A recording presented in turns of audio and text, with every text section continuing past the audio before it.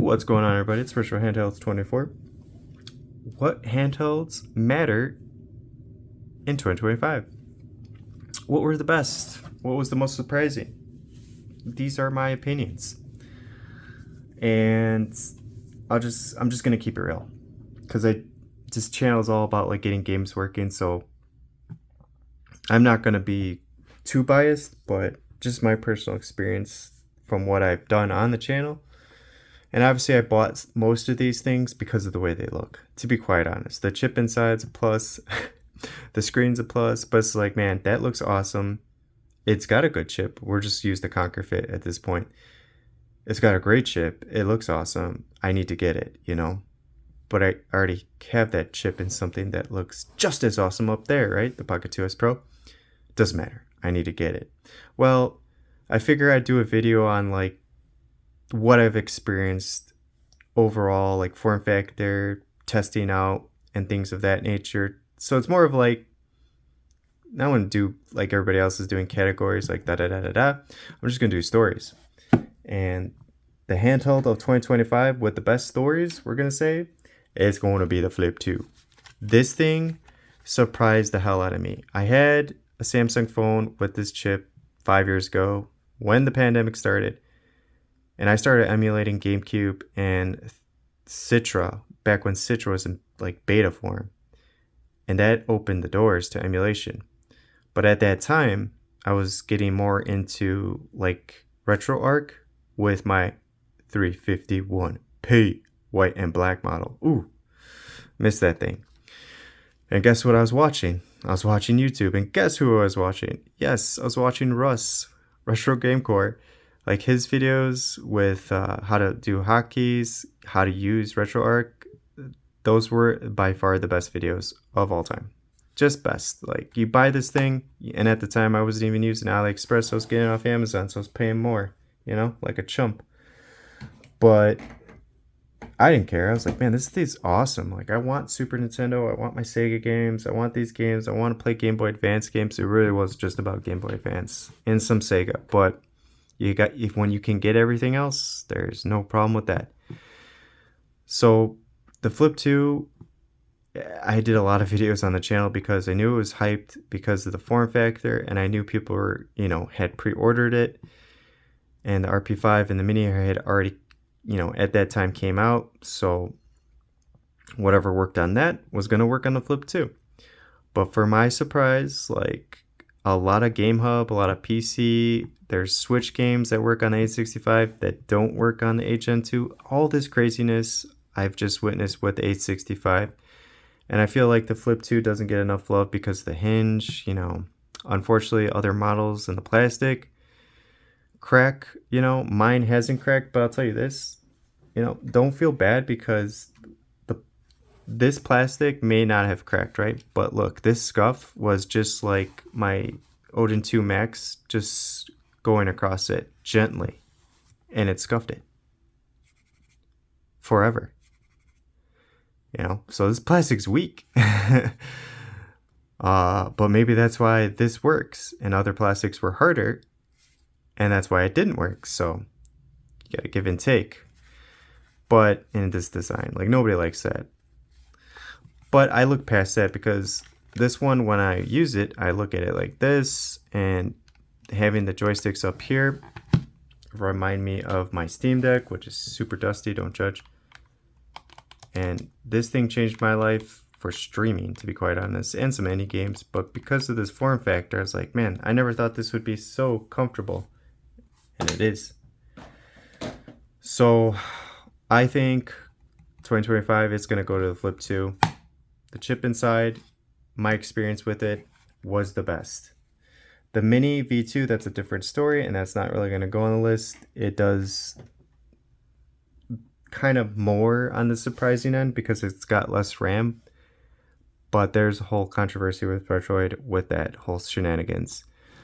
The next one is going to be the Portal. I did a lot of videos on this because compatibility. Now I had the Evo at the time, but at the time I didn't want to put any effort into figuring out the Evo, so I kind of just went straight to the Portal, and everything worked on the Portal. And the reason why this was so cool because I had two at the time Odin 2 Pros, and this is a Max, so it's got more RAM, but it was the screen, and not just being OLED and increased saturation, mind you. It was the 120 hertz. So when I play Switch games, I could play over 60 and they would show. So you could see the frames. And I've done it on the Odin 2 Pros. It just, if you could get it to play past 30, like 60, you can't really play past 60 in whatever emulator you're using because it's going to cap with the refresh rate. Some emulators might differ, but for the majority at the time when I was starting this channel, the Portal was just crazy sauce. And especially with the 16 gigs of RAM PC emulation, I did a lot of videos, RPCSX, before when it was RPCS3 Android app, not the actual app for Windows. And then they merged into RPCSX for the app. I did a bunch of videos on this, and I was very surprised. So I have to give like the number 2 handheld of the year would be the Portal. So, and this is just my personal opinion. Like overall value, I could see people saying this was the handheld of 2025, and it's still a great deal. And you're absolutely right. But I knew kind of what to expect because of the chip inside and the amount of RAM and all the games I test out and show off. I'm like, yeah, I get what this can do. I didn't get what the Flip 2 could do. And every time that thing still to this day surprises me. Like you'll hear it in my videos. Like this still surprises me to this day. And that goes the same for the Retroid Pocket 5. Like, you know, I left this case on. I have a better case, but since it's clear and I got the lights, I just like it. But with the Odin 2 Portal caps, it's not bad, you know. I like it. And if I didn't have the case and put the smaller caps on, this is very pocketable. Never got a screen protector for this. I probably should have, but fortunately for me, I have not scratched this screen. The next handheld is going to be the RG557, and same category as the Flip 2. I got away with a lot, and then I stopped because it just does what it wants with the Mali GPU. Then GameHub came around and opened the doors. The gates were open, and I had already realized a design flaw with the ventilation was like down here and the fan is over here to the side. I was like, so I stuck a metal ring on here. I could take it off anytime if I wanted to. Anyways, and I turned this thing into a Frankenstein beast. Got a mini black shark fan, and what I would do, well, I don't know where the USB-C port is. I just hook it on, plug it in, turn it on, and then just like max this thing out. And because of this cooling factor and a fan inside, and there's no ventilation holes that it's going over, this thing turned into a monster. And I had a lot of fun with it, especially with GameHub. I don't feel like the 557 gets enough love, and if it does, it's probably in that chocolate bar form factor, which the CPU's turned down. It's in a metal shell. It looks awesome. It's got a nice screen, but at the same time, I don't like what they did to the chip to make it like that. I don't even care about the inline shoulder buttons. I just don't like that they turned down the chip to put it in that form factor. Like, don't do that. Don't take away from the chip, because I already have to do this to get the most out of it. So why would you, like, I don't get that. But either way, you know, it's still a great chip. And the tiny joysticks, I got over it. And overall form factor, like this thing has amazing grips. Like you could literally throw this like a frisbee, and with these grips, like there's no way you're ever going to lose it.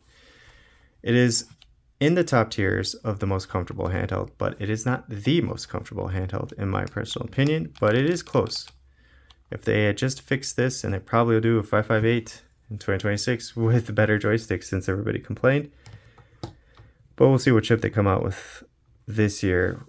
Ambernick was kind of slow this year. They didn't come out with 20 handhelds. They came out with like not that many. Maybe like 7, maybe, and that's low for them, but maybe less than that. Okay. The next handheld I want to talk about is the Thor. And these are just like handhelds, in my personal opinion, that I think are one of a kind. The Thor is not underrated, and the Thor is not like any of those things. But this is definitely this is the category one of a kind. It's got a great chip, obviously. But the thing is, it's got 2 screens, and there's apps that utilize both screens. And obviously, the main one that everybody wants for a device like this, because it is just a 3DS, or very similar to a 3DS. And there's a few apps, there's Citra, there's Azahar, where they utilize both screens to emulate those games, and it works out pretty dang well. And I don't give this thing enough love, but I got this because it's one of a kind.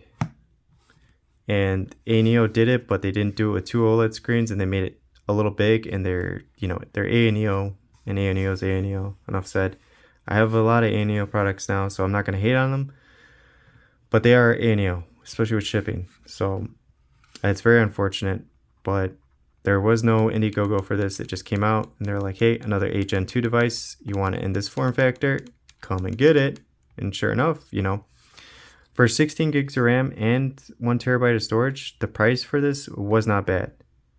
You have to get this for what it is, but like, I would have to pull it up, but I think it was same as a Portal or less. It was probably just a little more than the Odin Mini Pro when that came out. So it was a good deal to get the storage and the amount of RAM. The 16 gigs of RAM and the 1 terabyte storage. Fantastic deal. But it is what it is. It is a 3DS clamshell, and I'm not too much into this, but I did want a device with 2 OLED screens that you could utilize apps to play games that way. And a lot of people play games up here and then look at tutorials down here, guides.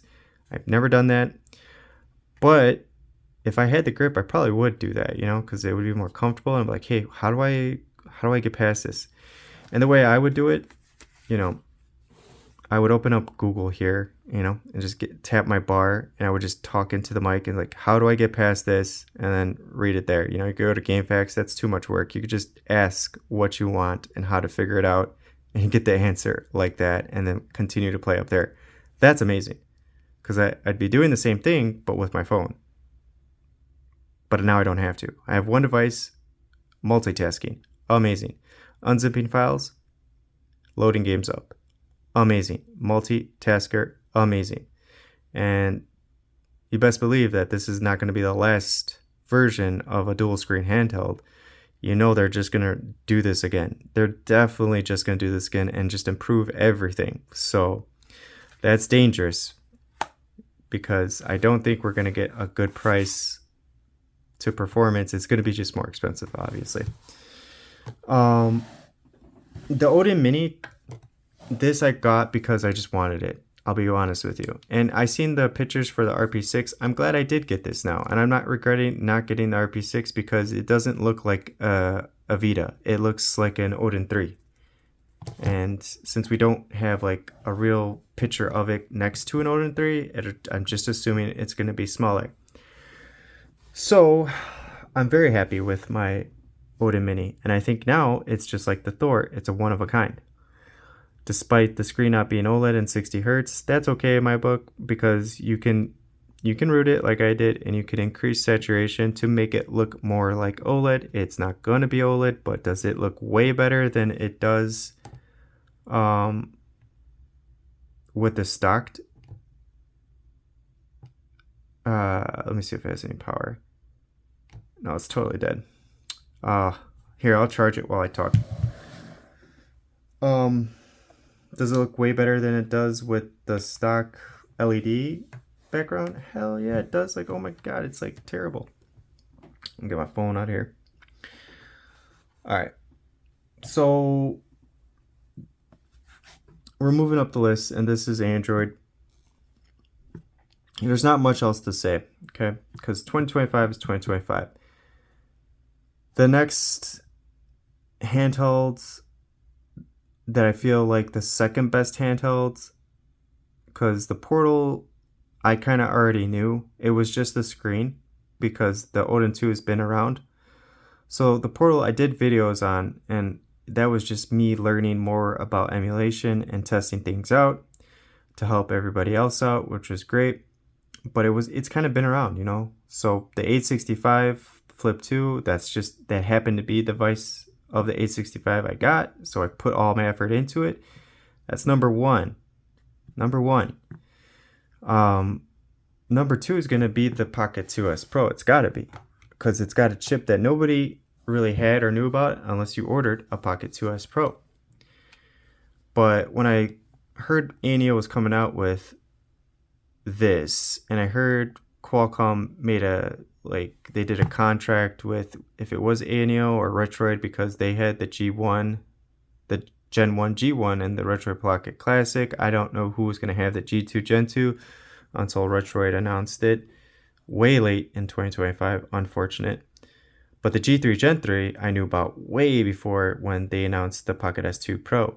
And I always wanted a Pocket S1, right? It was way too expensive, like way too expensive. Used, way too expensive. I couldn't bring myself to buy it new because of all the problems this thing still has. You know, it's premium, can't beat the way it feels. It's very thin. It's like a cell phone with controls, unfortunately. It's a cell phone with controls with a chip that overheats. It's just not a good combination. And with that said, they improved on the Pocket S1 in every way with the Pocket S2 Pro. And I'll get to it, but I'm pretty sure the Pocket 2S Pro is going to outdo the Conquer just by a little bit, and I don't know exactly why yet, but based off the 3D wildlife tests I've done on here versus there, something's going on in here where the stability is a little better, but I think like the fan is bigger in there. But hey, this is like $200 more than the Conquer Fit, so I could imagine they put more work into something like this. Even though the Conquer Fit, in my personal opinion, has a better screen, has a better appearance, you know, there's a lot of great things about the Conquer Fit. Besides having the same chip, it's just a different way to utilize it. But this thing, it was the chip. Like, I love the way it feels. I talk about it. You don't need a case. This is just to take out in the front room and set it down because it's flat. It'll just rest on the triggers like this. And if you're charging it, I don't like that.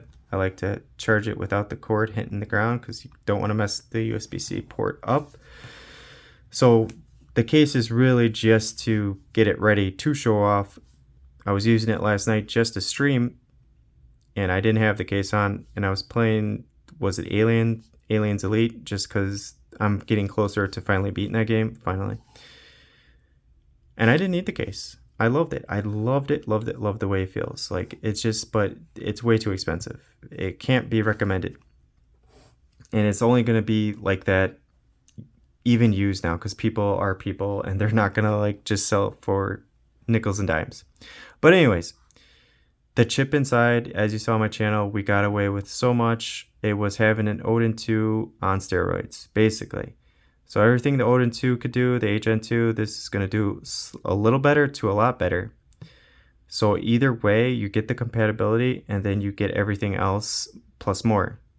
So this chip, and besides the handheld, because again, it's expensive, but this chip should have came out early 2025. Like, this is the G3 Gen 3, Snapdragon 8 Gen 3, should have been in a handheld the beginning of 2025. It just should have been. I don't know why they didn't do that. If it's the amount of years they have to go by before they could get a good deal.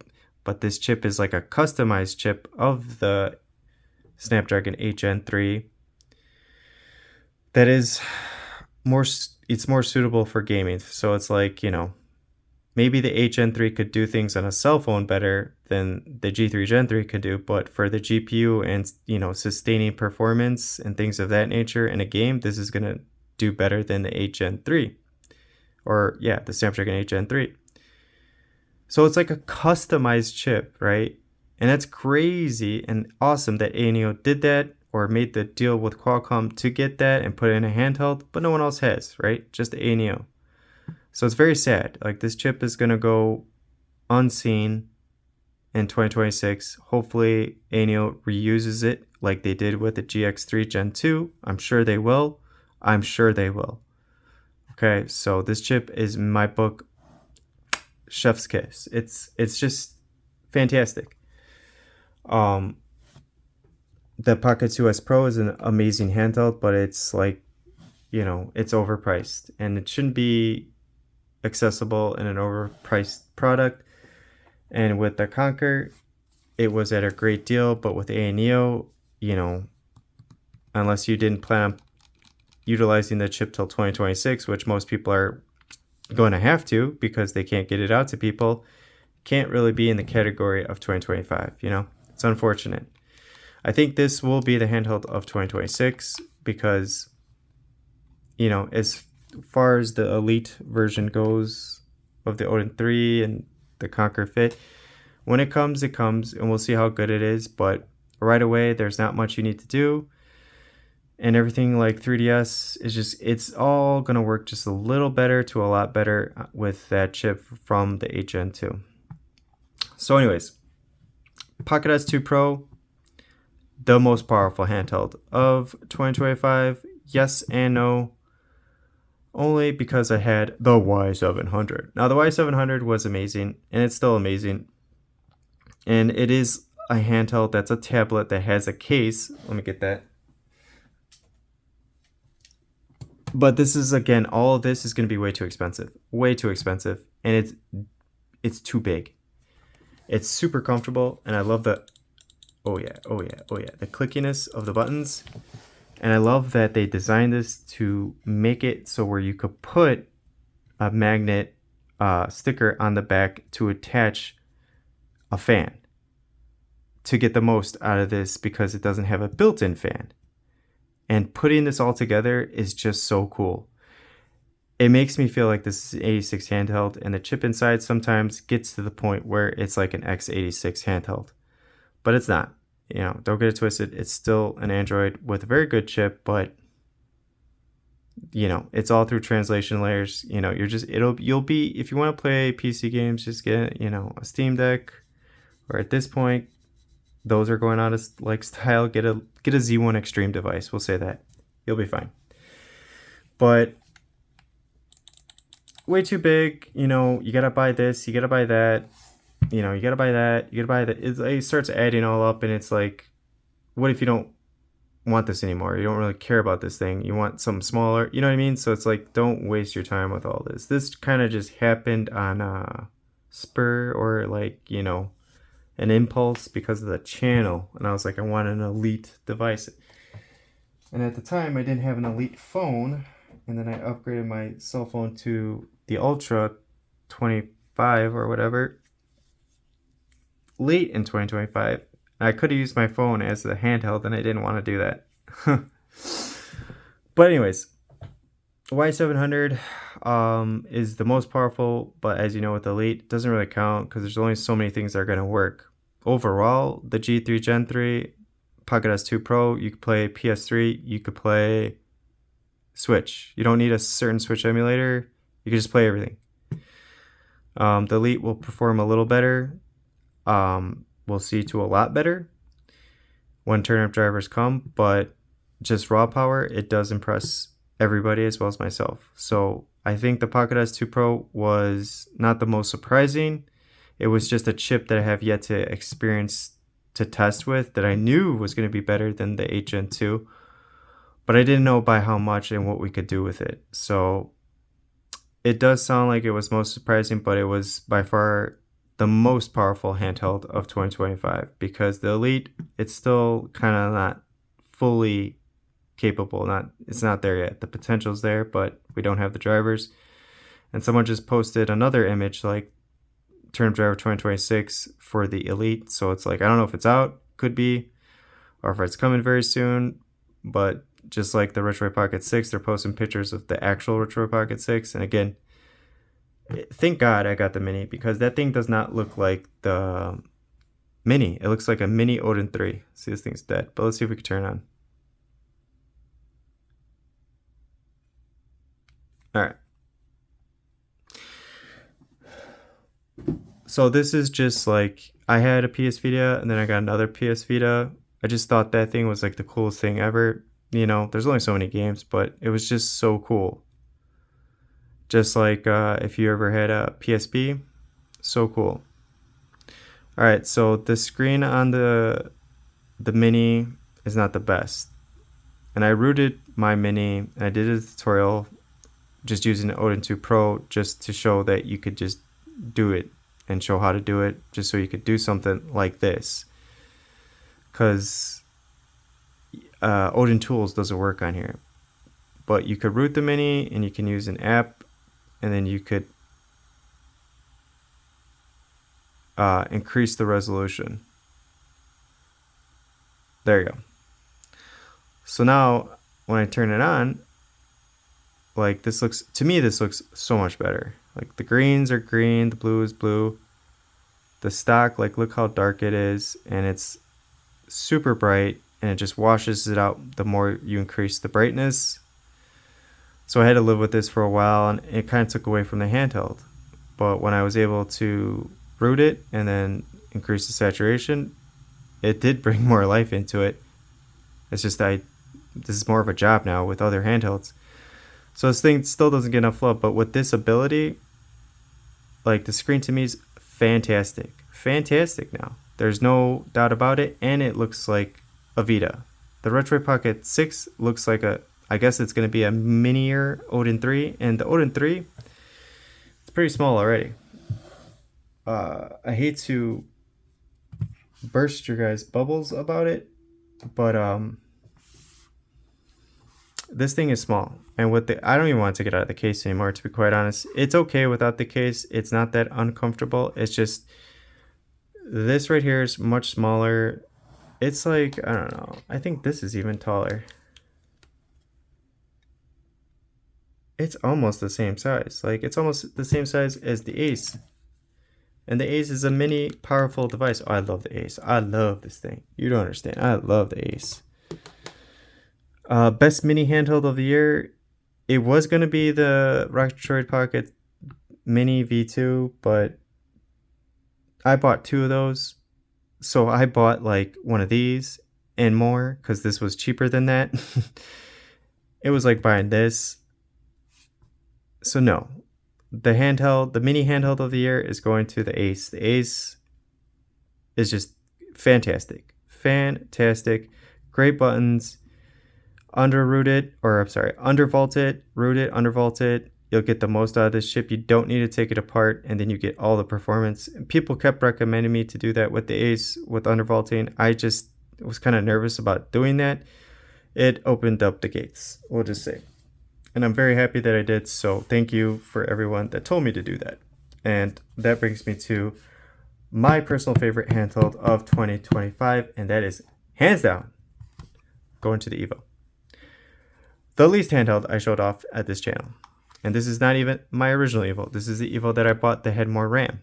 And what I did was I did a video on that. I took out the thermal pad the laziest way, right? Got to the motherboard, took the heat sink off, and I just cut off the thermal pad. The little thin, there was no thermal grease or nothing. And I just replaced it with a 1mm thermal pad, and boom, my performance was there. All right, there was no loop score dropping. It was more consistent. And then I did the same thing like with the Mini. I undervolted it, and then 97% stability, you know, close to the 5,000 mark. This thing has the juice, it has the controls, fixed the Wi-Fi.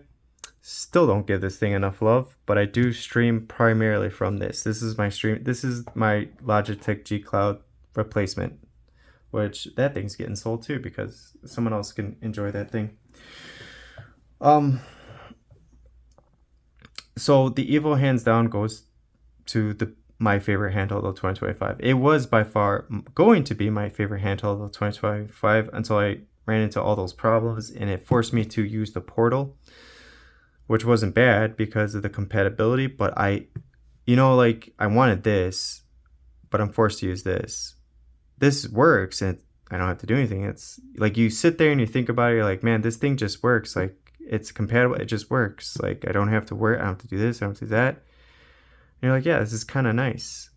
But as time goes on, you're like, I don't really like the way this thing looks. It looks stupid. I don't like that it has a case that can't come off. And I don't like how hard the buttons are. Like, don't get me wrong, I love the Portal, but it's not like, it doesn't wow me like the Evo does. Like this, I like this more than I like the Conquer Fit, to be quite honest. I love the Conquer Fit too, but I just love my Evo. Like, it just, real joysticks, and I had to replace the caps because the white ones will just get dirty, and I don't want to put caps on caps if I don't have to, especially if they're full-size joysticks. Too much. And these have like the grit. These are not Skull and Cold. These are, I forgot the name of it, but I always put it in the, when someone asks, I just link it in AliExpress where you could buy these. It's for a controller that fit on the Evo, so you get all different sizes. Comes in white, gray, and black. White turns yellow too, so you're either black or gray. And I feel, again, even though it's not exactly matching, it's still better than having white, yellow joysticks. And black wouldn't match. It would look different. Two gray, black, white, it's all over the place. So I went with these gray ones. And for like just straight up gameplay, like this thing does not get enough love because it is, I can't even recommend it because you have to change the thermal pad. You have to undervolt it, and then it becomes like an 8 Gen 2 killer. But you have to do all this work. You do. And it's something like you shouldn't have to do out of the box, right? Like, this didn't need any work. The Pocket 2S Pro doesn't need to be taken apart, and they have great performance, you know. So it sucks. I can't recommend it, but it's like my favorite handheld. And I'm hoping 2026 they'll bring something like the Evo back, or something that inspires you to like, this is going to be the best, but then just works, not has any problems, because you can't recommend something like that. But Evo, by hands down, best handheld in my opinion. Love it, love it, love it. Not the most powerful, and it doesn't work out of the box correctly, but I still love it. Like, it's my favorite. And I wish I could have got the 24 gig model, but let's go to the Odin 3. So these Odin 3 Conquer, they don't count because even though I got this before 2026 and the Conquer before 2026, most people are not going to get them till 2026 because, you know, shipping and whatnot. And it really is like the beginning of the year, so these handhelds are not going to be in 2026. But I can tell you right now with the Odin 3 that the joysticks, like, this is what this is going to be known for 2026, is the full size, not cap, but like the tall stick, the range of motion, how smooth it is, and the pull is, the tension is stronger than anything, which is nice. It is good. And obviously the buttons and everything, the screen, it's all fantastic. But that's going to be 2026. I think Ace, like I said, was the best mini of the handheld of the year. It doesn't get enough love. I did a lot of videos on this to show that it should, because it didn't come out late 2025. It came out like summertime, but with shipping and everything, it should have came out before. People should have received it before summertime. So that is definitely in the categories. The Thor is one of a kind. You know, most people are saying this is the handheld of 2025, but to me, it's, you know, the two screens, the dual tasking you could do with it makes it one of a kind. The clamshell 3DS look doesn't really make it one of a kind, because there will be another one, and there'll be another one after that. The HN2 doesn't make it one of a kind because that's in, like, I don't know, again, like I have 4 or 5 devices here with this chip, doesn't really matter. But the two OLED screens for the time in 2025 does make it one of a kind. You know, even my close friends are like, you have an Android 3DS? I was like, yeah, but it's way better than a 3DS, so you gotta look past that. I was like, this thing has enough juice to do this, this, and that. And they're like, wow, really? But, well, like, can you actually play 3DS games? I'm like, yeah, you can play 3DS games, but that's, So, like, out of frustration, it's just like, yes, you could play 3DS games, but you could do way more. Like, it's like I have to grab the portal. Look at the big screen, the buttons, and the PC games. Like, look at that, look at that. And they're like, and they get it. They're like, oh, that's an Android handheld, and you could play PC games. Well, yeah, you could do that here too. You could do it on the bottom screen too. Why would you do it on the bottom screen? Okay, enough. I'm done talking. Done talking to you. You know what I mean? I'm not getting anywhere. So, a lot of YouTubers saying this is the handheld of the year. I could see why. There's no complaints. It's not my handheld of the year. It's going to the Evo. That's my handheld of the year. The Pocket 2S Pro was the most powerful handheld with the most capability because of that chip. Unfortunately, I wish it came out earlier in the year. Or a handheld like AYN should. I don't know. They could have done it with the Portal. They could have just released it with the HN3. I don't know why they didn't. I don't know what. It was too much money at the time. 2025. HN3 was what? 2023 came out. 2025. So it's like 2 years, right? That's a 2-year mark. The chip should have been cheaper. It would have changed the game if an HN3 was in one of these handhelds. Don't get me wrong, I love the G3 Gen 3, but that's a cut. Like they took time to make that. Kind of like how they made this crazy chip in the Evo 2. They made that chip. They made the G3 Gen 3, right? But they could have just put a Snapdragon 8 Gen 3 in a device like AYN, just do the same thing with the 8 Gen 2 with the 8 Gen 3 and put it in the Portal. But I guess to save money, they put the 8 Gen 2 in the Portal to make it but it's not, in my personal opinion, it doesn't blow anything out the water. It's just I got in the game and started testing things out more with the 8 Gen 2 because of the Portal. If I had got my Evo set up, it would have been the G3 Gen 2, G3X Gen 2 chip. I would have put more effort into getting games to work because by that time, when I was doing the Ace, I was getting a lot of games working better on the Ace than on the Portal. But at that time, other things were coming that I was more excited for. I just happened to get this. So it was cool to revisit this chip and get the most out of it. Now, if I had the Evo set up perfectly in the beginning of 2025, Evo would have won everything. Except for most power, because that, again, would have went to the G3 Gen 3. So that's going to be it for the Android. I will do a quick shout out to PC handhelds, because I do have a few of those. And I think if you want to get a PC handheld, get a Legion Go Z1 Extreme. They're on sale on and off, but they were on sale for like $650. Get this thing. Just get it. Don't worry about like, oh, I need an 80-watt battery. I have that sitting over there and it's dusty as hell. Doesn't draw me to grab it to use it to play games more. This thing does. Now this has 32 gigs of RAM, Z1 Extreme, SteamOS, no Windows in the background. You'll get the full potential, and you could just turn it on, turn it off, jump in a game, you're done.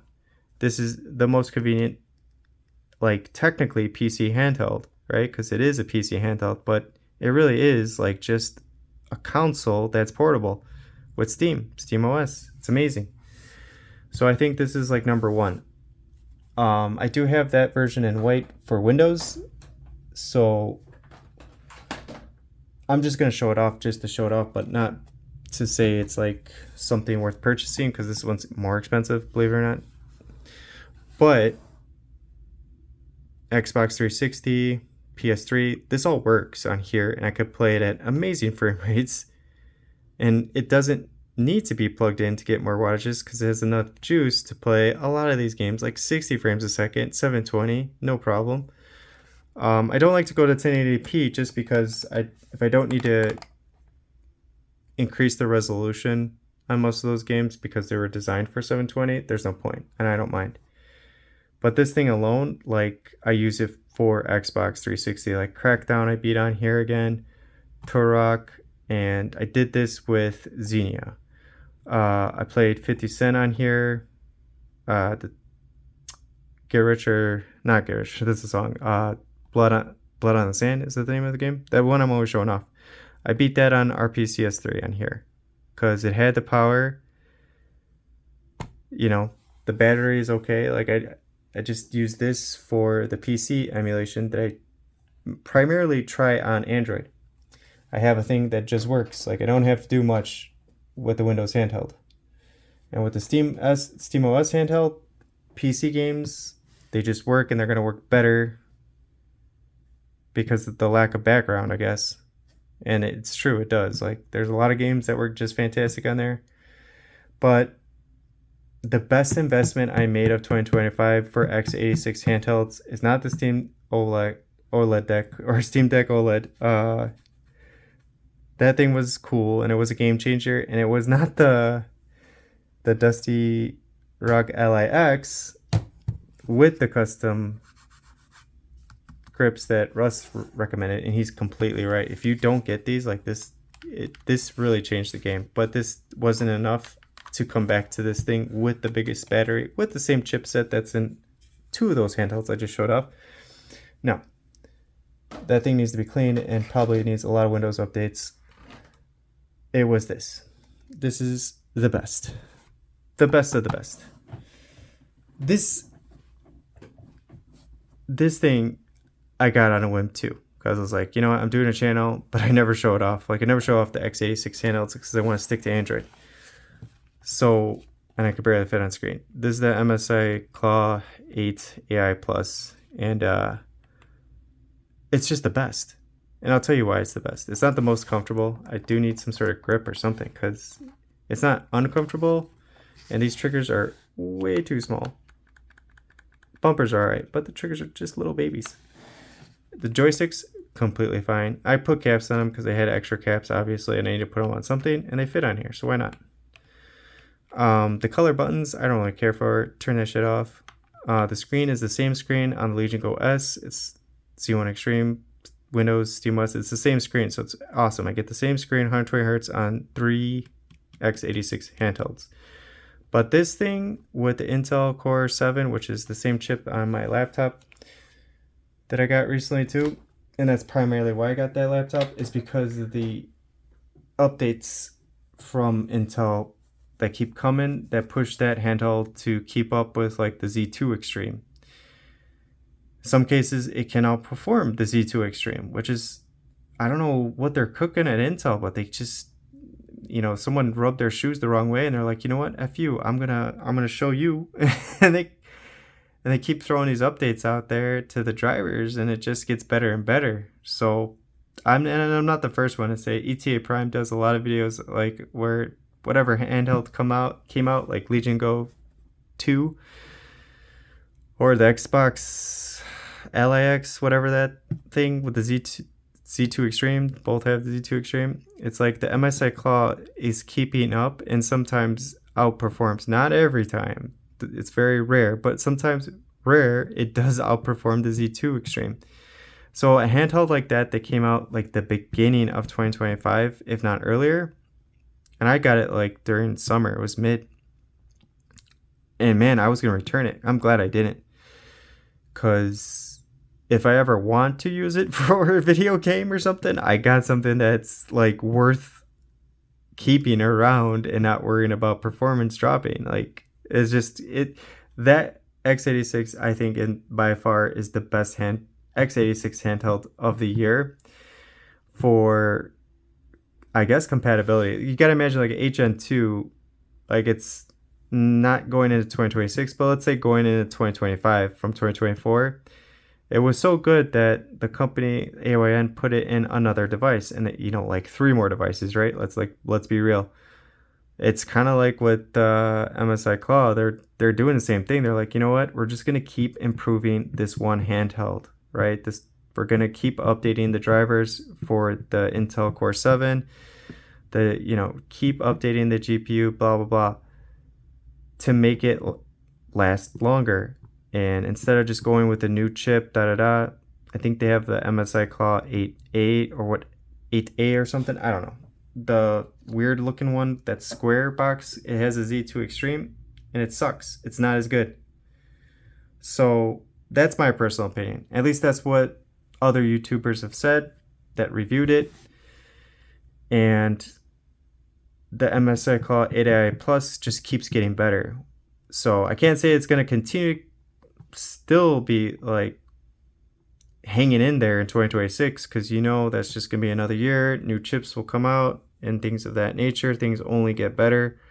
But for 2025, it was surprising to see the Z2 come out and then have the MSI Claw go against it and win in some cases, besides keeping up with it. But again, the Z2 Extreme wasn't that huge of a jump from the Z1 Extreme. So again, this is another reason why the Z1 Extreme, in my personal opinion, it's a good choice in one of many handhelds. You get it ROG LIX, Legion Go SteamOS, or Legion Go Windows Z1 Extreme if you like Windows too. You get it in a bunch, and it's definitely worth the chip. It's very capable and it's awesome. But the MSI Claw, because of was it Lunar Lake or I don't know, Intel Ultra 7, it's supposed to be less compatible, but Intel keeps updating those drivers, so games get better and better. I think Tomb Raider was like one of the games that outperformed, and like it's Tomb Raider 2013, so it's old ass Tomb Raider, but it did better than, like, it did a lot better, which is crazy. Go watch ETA Prime's video on it. I always watch his comparison videos, and he keeps bringing back the MSI Claw. I don't think he's going to do it in 2026, but if he does, oh my gosh. I mean, I don't even know, and I have the thing, right? It's just collecting dust. Oh, I'm terrible. But it made it worth the purchase. I think that handheld didn't get enough credit for 2025. So best handheld of 2026 for x86, I don't know. For 2025, I'm going to give it to the MSI Claw, because I haven't seen a handheld have performance increased over the time from the beginning as dramatically as it has with the MSI Claw. If you don't agree, that's cool. If you do agree, let me know, because at least that's what I keep seeing online. Nuts, crazy sauce. It's supposed to cap out and maybe like sustain, but not improve so much, because of the company just wants to improve on the compatibility. Amazing. So kind of like the 8 Gen 2. But I think that's it. 2026, if you got one, the G3 Gen 3, overall this will be the best, most affordable handheld of 2026, because it's already like unknown thing, RAM shortage or whatever, so everything else moving forward is going to be more expensive. So if you got this and you got the 16 gig model, too bad they didn't make 24 gig model, right? Assholes. You won. If you got this in the Elite version with the 24 gigs and, with the discounted price, you won even more. You got the handheld of the year. The Odin 3, we really need to count on AYN to help out with software. Now, from my understanding, they did give us, I guess when people were reviewing this, they didn't have this in the beginning, a customized fan. But the only way to use customized fan is if you're in high performance. So in my other videos, I was switching from performance modes.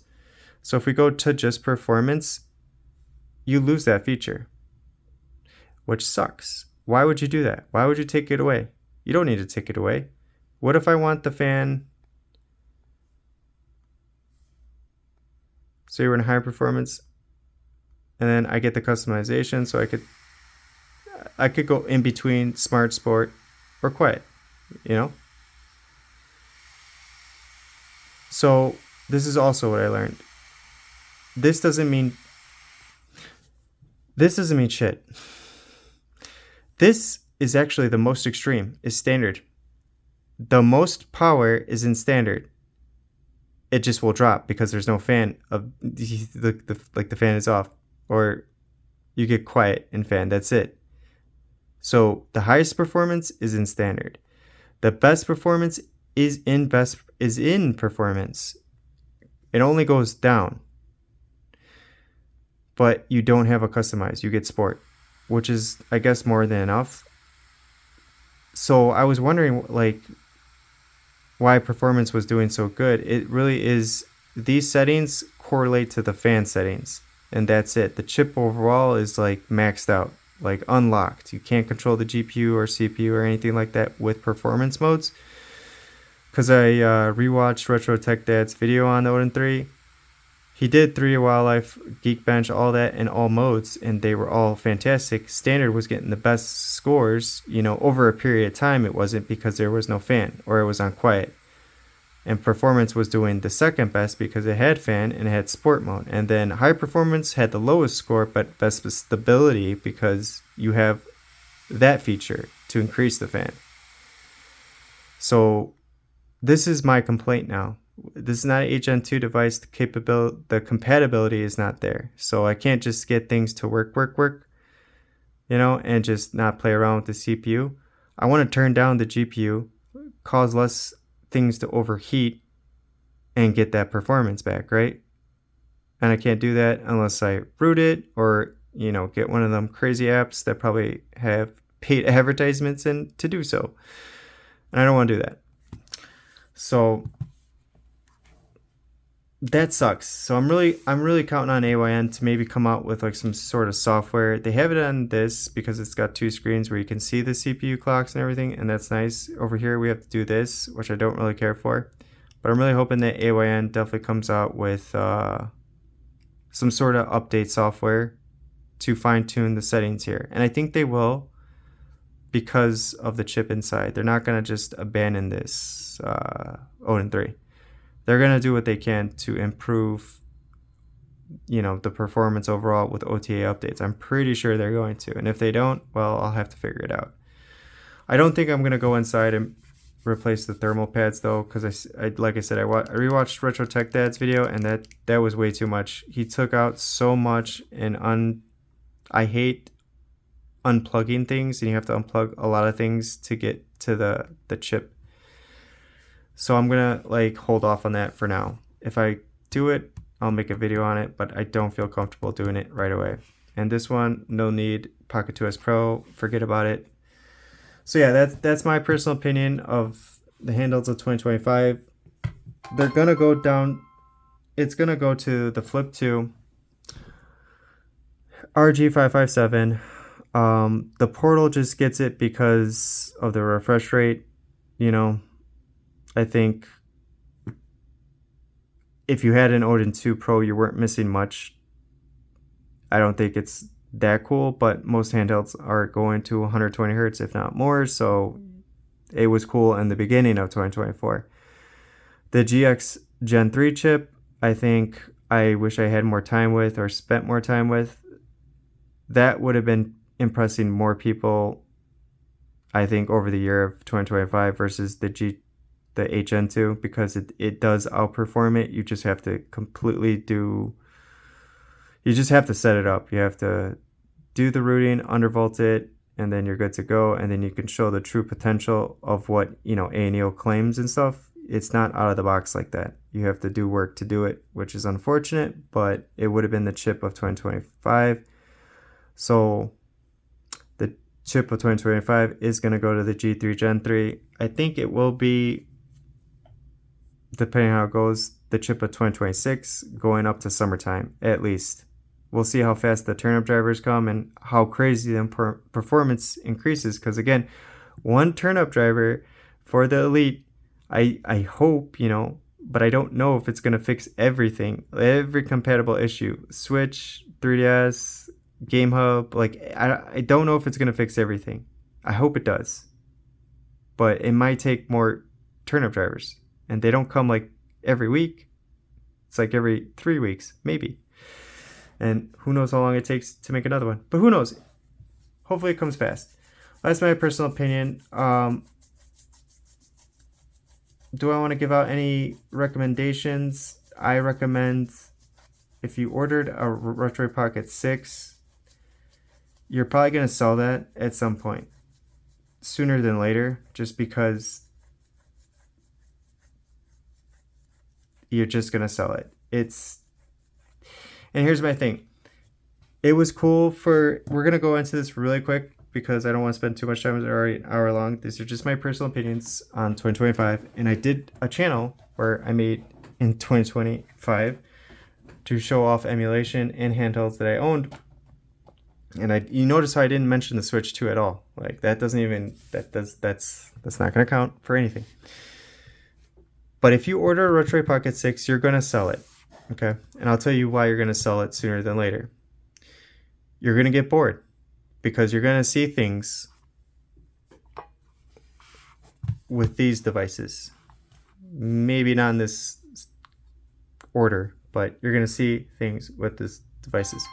And all the people that bought a Thor, the Thor will be more relevant because of the two screens.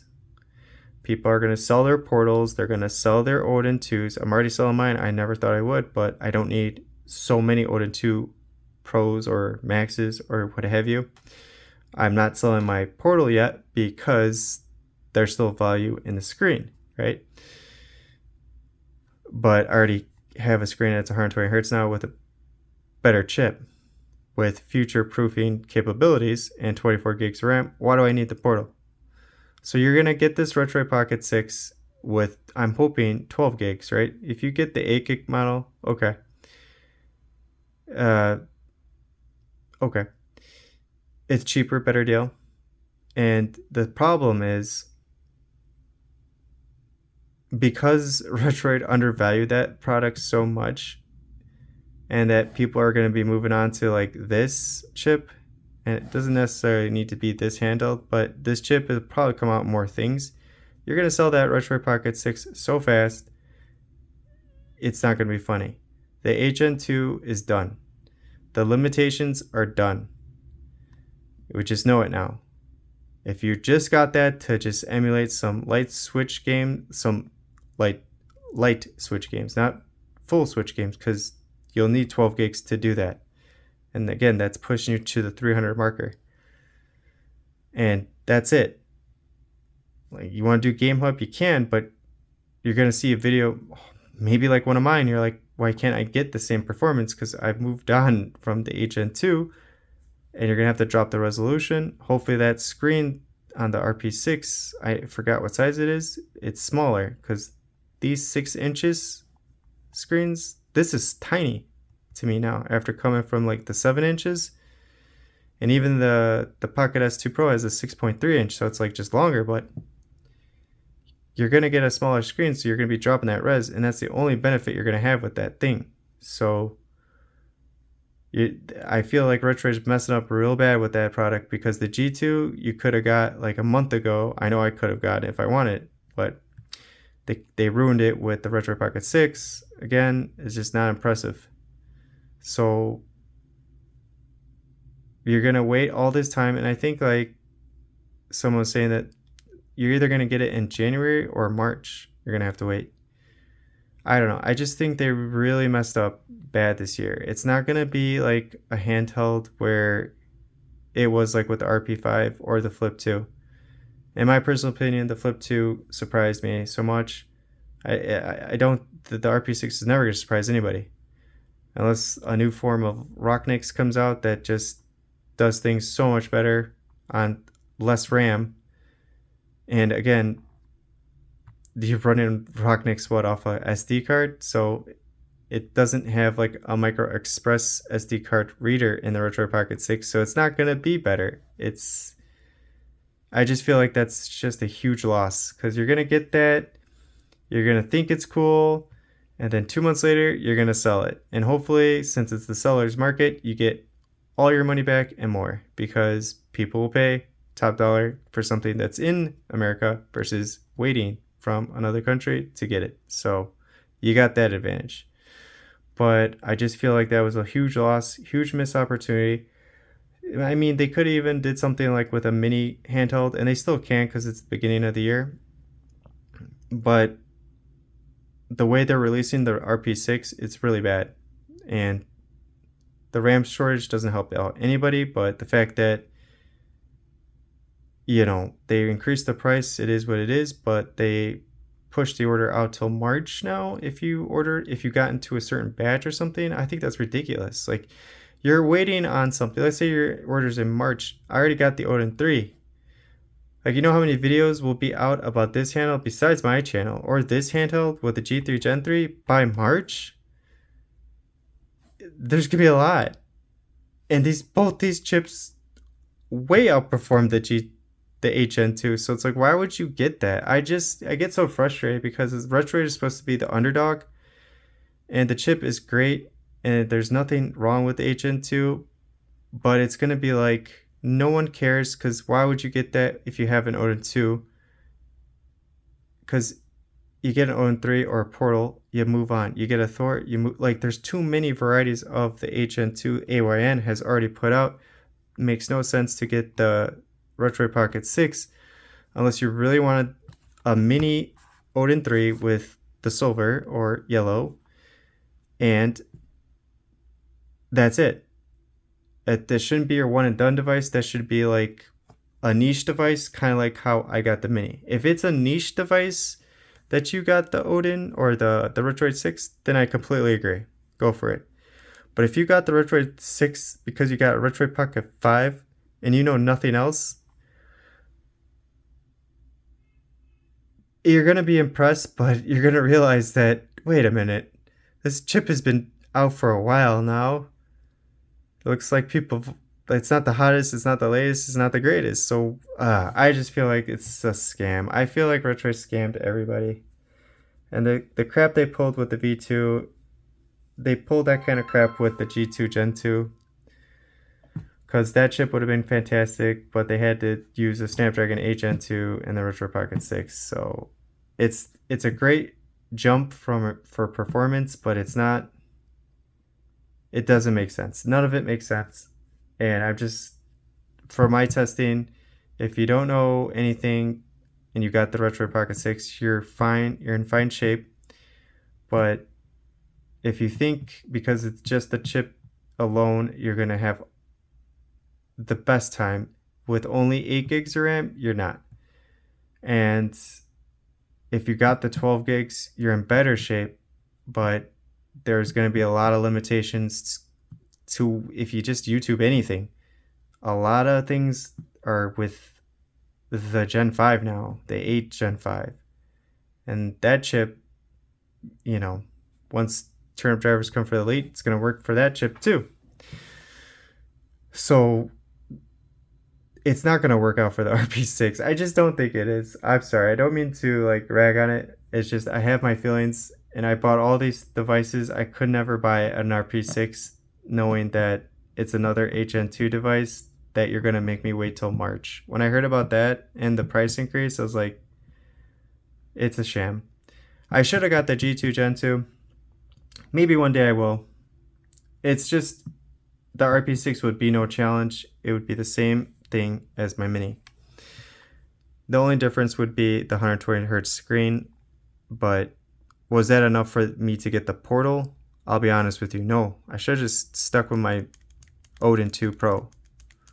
Because the screen's beautiful and everything, and it's great, but the performance wasn't amazing enough for me to keep playing with the Portal. Like, it just sits and collects dust. If I want something to show off and I want the performance, it's going to be the latest chip. If I want to stream something, it's going to be the comfort and the way it feels. The Portal has none of that because you have to put it together with a case that turns yellow if you got the clear one. And if you get the black one and you don't have the black model, it makes no sense. If you got the purple one, the plastic on the purple doesn't match the plastic on the case. It makes no sense. If I got the black case for the white model, that could make sense and swap out the sticks, but then the buttons are not going to match. Doesn't make sense.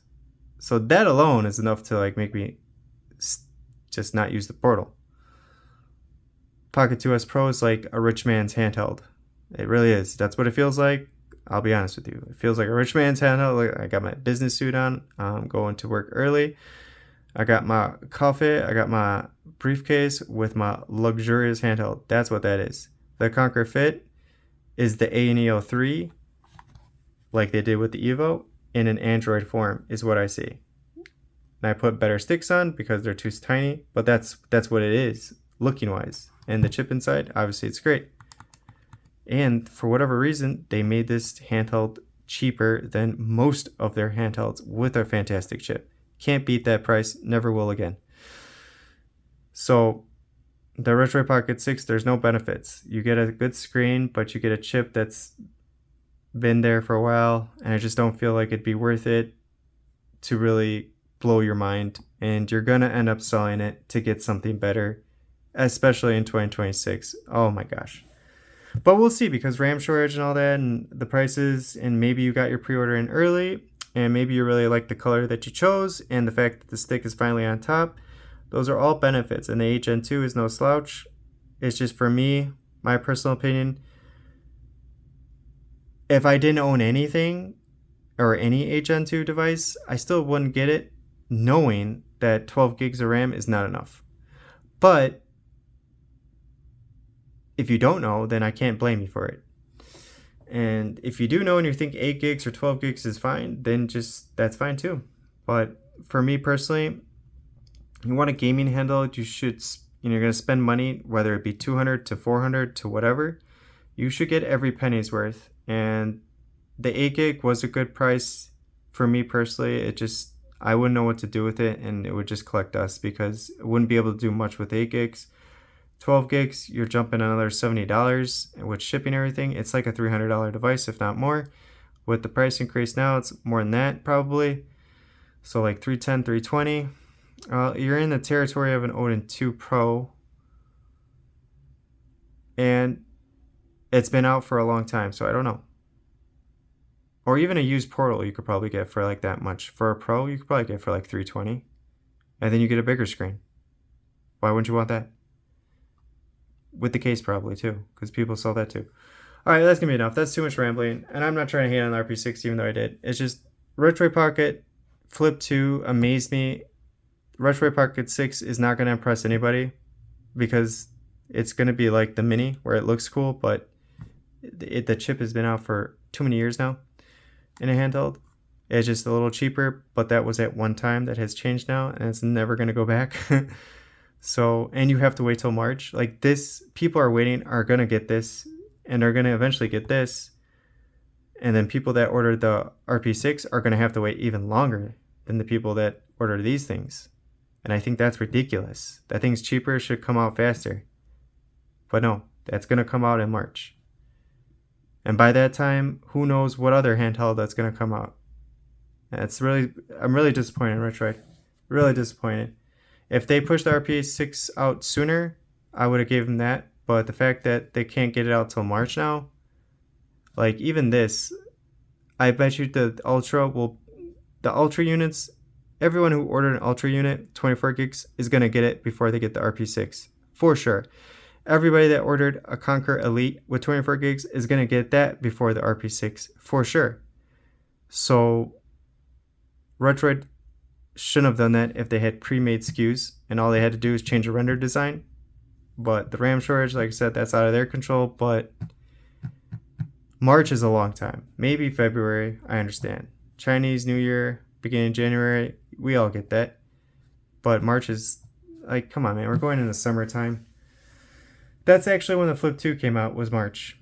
And the Retroid Pocket 5 was out for months. Retroid Pocket 6 is going halfway into 2026. That's not cool to anybody. And that's, shame on A&EO and stuff, but even these people are not as bad as what Retroid just did for their handheld of the year. 2026 is not going to be released till after the first quarter of 2026. I don't know. That's it. Thank you so much for watching. I'll post another video later today on the Odin 3. We'll do more emulation. I already got a PC game on there. We'll just show off. Someone requested.